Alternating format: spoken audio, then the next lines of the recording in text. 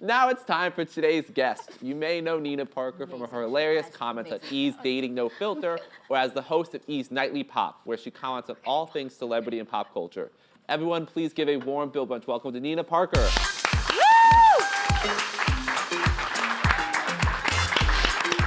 Hi. Thanks so much for coming on. Hi. How are you, Mallory? Hey, thanks for being here. How you doing? How are you? Hi, guys. Welcome to the table. Thank you for having me. Thank you so much for coming on. Yes. It's funny, I just listened to you on Keep It, and Ira Madison was joking how you host, you're an E! News correspondent, you're on Daily Pop, you're on E! News Live, you're on the red carpet. You basically run E! now, essentially, right? You're the boss of E! You better tell my bank account. I don't know about that, but yes, I'm definitely on there. But tell us about Nightly Pop. It seems like such a fun show to be a part of. Yeah, it is a good show. It's once a week. We air every Sunday night at 10 p.m. And this really is just kind of like a culmination of everything that happened throughout the week, but it's very loose.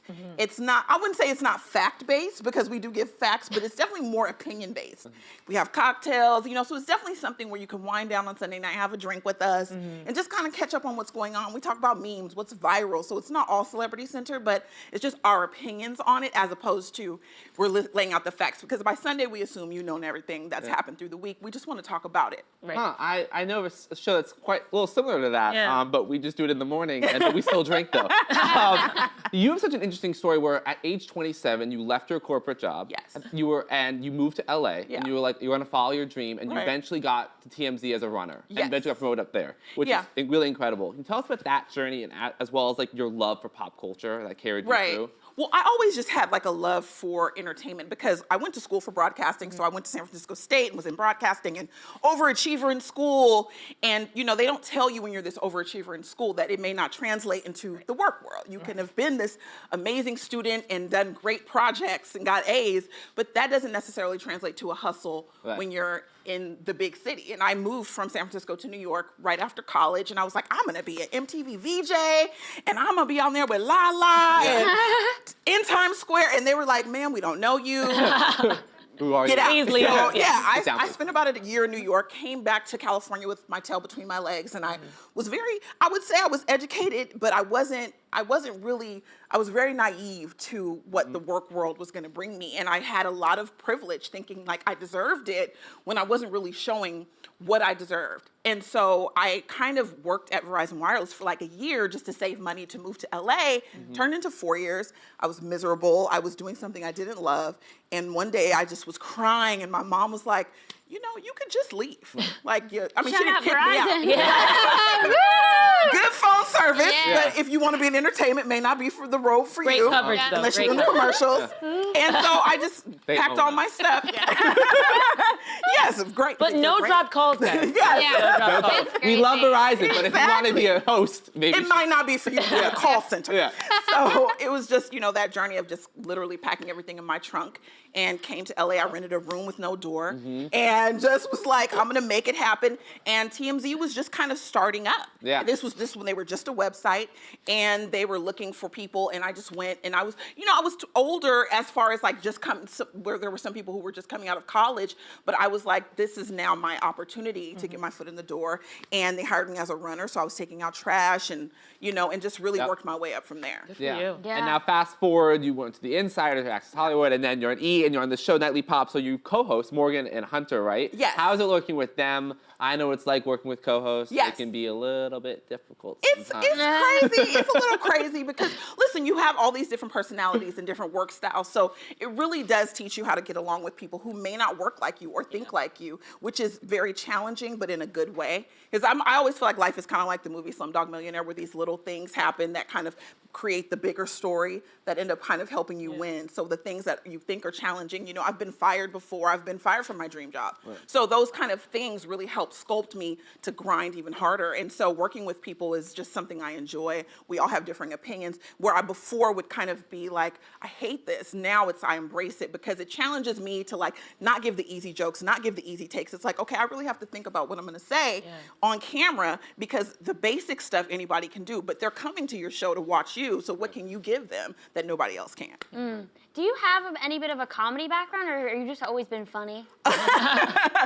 So Dating No Filter that I'm doing is, Right. they called me a comedian. So when I went out for the show, they said, hey, we want you to test for the show, or we want these comedians to talk about dating. And I said, well, I'm not a comedian, so I don't know if I'm right for this. And they said, no, just come in. And I read for it and I got it. And so I never considered myself a comedian.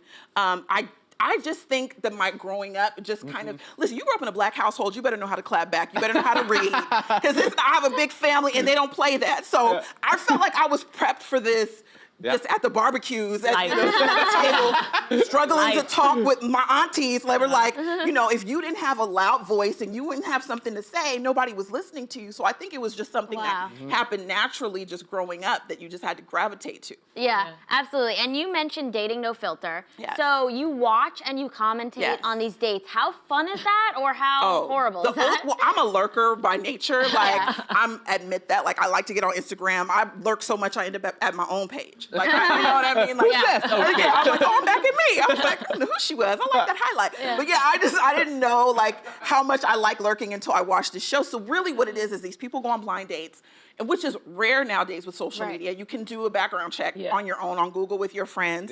And so we put them on these blind dates, and we sit on a couch like this, and it's two comedians to a couch, and we literally just watch these dates, and we get to comment on just how you would with your friends, with a cocktail, and just say crazy things. And people seem to resonate with that, because it's literally, I get tweeted, that's what I would say. Oh my gosh, this person's crazy. Or the daters will tweet me later and say, you didn't understand me. So it's fun. What do you have, after watching all of those dates, any advice for people actually on dates? Is there something you see and you're like, wow, do not do that? Run. No, I'm just No, I think what I've noticed, and that's been a trend in a lot of the dates, is they move very quickly. So I see them going on an activity, and they'll go sit down at dinner and they'll say, what was your first impression of me? And it's like, it's still happening. Like, your first impression's still happening. We don't know yet. They're asking for the second date or asking for a kiss already. So they move really quickly. So I would just say, slow down and calm down. Like, they're not going anywhere. Just like, enjoy the day. Totally with you on that. Would you ever go on a date and then sit on the couch with them and dissect it? I would, because I like to have friends who check me. I'm always that type of person that I don't want you to lie to me. Like, tell me if I'm acting a fool. I think love is like the truth. So I'm one of those people that's like, I don't want to be pacified. I want you to be like honest and real with me. So I would definitely like to get my friends' advice, like, oh girl, you were doing too much. I fidget sometimes. So I like to like check myself and look at those types of things. So I would definitely do it. Okay, I think you should. I would definitely watch that. I would definitely do it. You mentioned my boyfriend might not be happy. Well, we'll just. He can sit on the couch too. If his He'll sit on the couch be like this. I did not sign up for this. It sounds like you're really in touch with your fans and viewers on social media. And I'm interested because when I watch E, I don't see a lot of women of color. And you're really killing it. I love watching you. So what has the feedback been like from your community and your fans? I mean, I think I felt like you for a really long time when I would watch E. I enjoyed watching it. I enjoyed the content.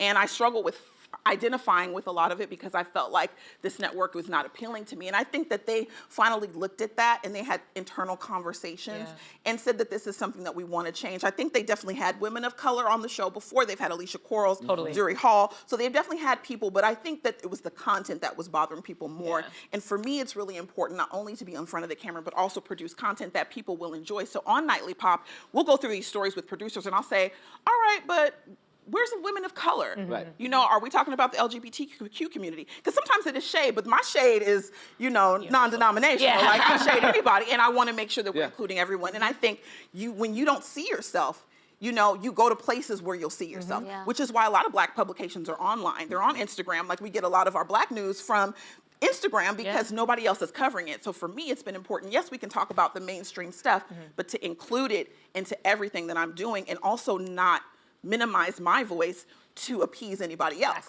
Even if people don't get along with what I'm saying, it's important that that voice is heard because there's so many people that don't represent you and you don't remember it. Like growing up, I didn't see a lot of plus size Black women on TV who looked like me, which is why I never thought for a long time that I could be in front of the camera until I decided to just dispel that. Like, why not?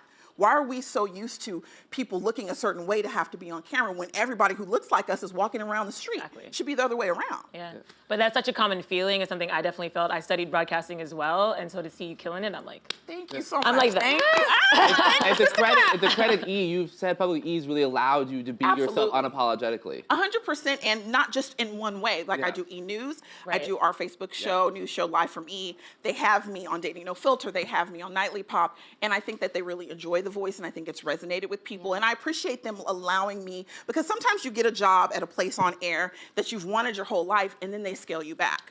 So you think it's your dream job until you get on camera, and it's like, well, don't say this, don't do this, don't wear this, don't sit like this, and you think, well, this, so don't be me. Right. And E! has just been like, girl, wear what wig you want. You know what I mean? Because yesterday I was a blonde. And it's just like, I can kind of just be me, wear what I want, and I don't have to, if people want to criticize me, all good, but they allow me to be me. Good. And that is so appreciated. And I have to tell you, it's so rare in Hollywood these days. And so I just love them for embracing that and allowing that to resonate with so many people, especially women in the community. Yeah, definitely. That's awesome. That's Yeah. awesome. Thank you. And the Grammys are coming up. Yes. Do you have any predictions for what we might see, trends on the red carpet, moments? Girl, I am not the fashionista, so I don't you know look like about, it. well, You thank fooled you. me. Yes, girl, they hired a stylist, but I don't know. I'm really just, I just get in awe as everybody else with what happens on the red carpet and just hope I'm in trend at some point.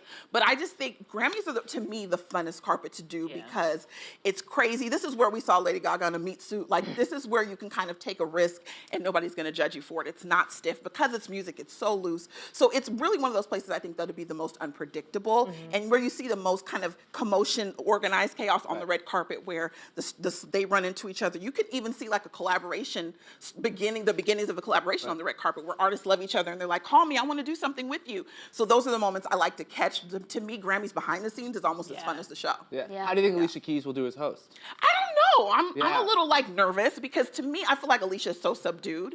So I was nervous to hear about it, but I think she is a real talent, which I think they need. She is someone who can sing live. Maybe she'll sing the whole time. Right. It might be a musical. We don't know. Yeah. But with your voice is so like, hey everybody, Right. welcome to the Grammys. Exactly. It's like, oh, I want to take a nap. Yeah, exactly. It's very soothing, and I know that she wants to be really authentic. I know some people working behind the scenes who are saying that she wants it to be like a performance thing. So I think it'll be different. We've seen like LL Cool J host in the past, so I like that they include artists because I'm always a big fan of like including the people who are in the industry in presenting it. Yeah, I love that.